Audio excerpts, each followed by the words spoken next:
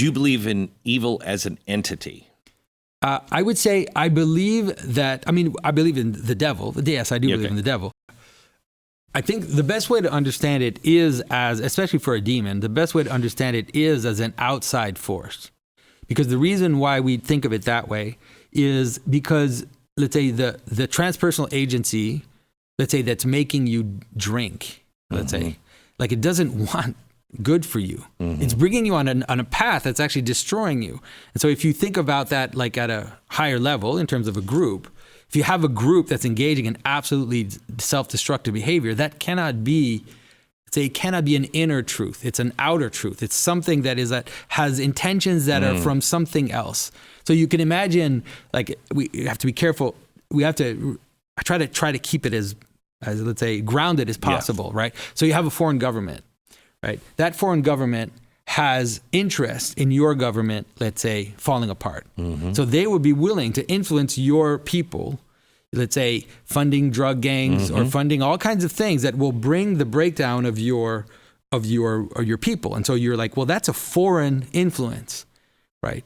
And that's how to think about it. You can think about it in terms of, let's say, another government, but sometimes there's also something happening even at higher levels where you have beings that have other intentions that are affecting us and bringing us towards our own destruction. Usually it has to do with, let's say, just gaining power for that being, right? It's like anger, let's say, in a person, it's like if you give into the sin of anger, it's like anger wants to be primordial, right? It wants to rule you. It wants to take over all your energies.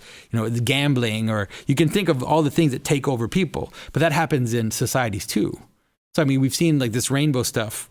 Like that's part of like it's completely coherent and it wants something, and it's infecting or it's taking over people's minds. It just is destructive, and it's destructive to them, destructive to our society. Everything, and because it's you cannot feed it. It just keeps consuming. Yeah, you give and it wants more. Of course. Yeah, because it wants everything. Right. It wants to take over. And is willing to destroy whatever stands in its way. Exactly. And so that's a good way to understand it. And the best way to understand it, like, so that you don't fall into just woo stuff or like kind of magical thinking, is to think about a foreign influence, like to think about a government that is affecting us. And so let's say for the rainbow stuff, you can realize that there's an actual principality, like a kind of some transpersonal agency, a demon that wants something and is devouring us.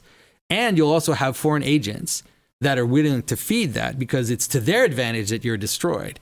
And so all of this makes sense. Like it means that you can trace sometimes the causalities. You can say, oh, I can see that there are people with bad intentions that are influencing us towards something, but they're doing it using a bigger story, which is, basically a coherent path towards destruction. Like any society that starts to emphasize behaviors that lead you away from just having children is a society on its deathbed. It's a society that's moving towards its own destruction. Objective. Yeah, just very, very objective, like very Darwinian almost. Like just like if you don't have children, you stop existing. It's very simple. Right. So you just brought up Darwin. Where did we begin to go wrong this time? Is it Darwin? Is it the bomb? Is it science? What is it? Because I've never in my lifetime seen people interact and talk about the things en masse like we're talking. I was just sitting here thinking, 20 years ago, I could have had you on the podcast, and I would have been thinking the whole time, I don't know who's getting this. I don't know who's getting this. I'm interested, but I don't know. Guy. But now, this is the kind of stuff the average person they can see at least can recognize and go, yeah, I think I've seen kind of that. For sure, our world is based on our world now, and all of the positive and negative elements of our world is based on World War II. It is related to, in some extent, to the bomb and also to the things that we did during World War II.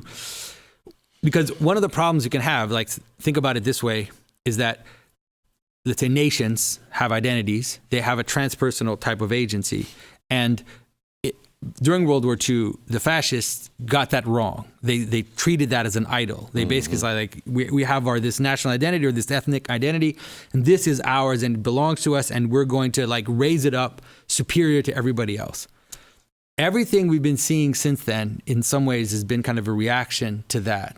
So we actually now are very suspicious of identity, and we tend to emphasize things that are diminutive of identity. And so we want equality. All these things are not bad in themselves. Yes. They're just dangerous if you don't see if you push them too far, where it goes. And so we want equality, we want difference, we want multiplicity, we want variety. And then if you push that too far, then at some point it becomes decomposition. Yeah. Right? Because variety without unity is just basically death. It's decomposition. So that's where we are.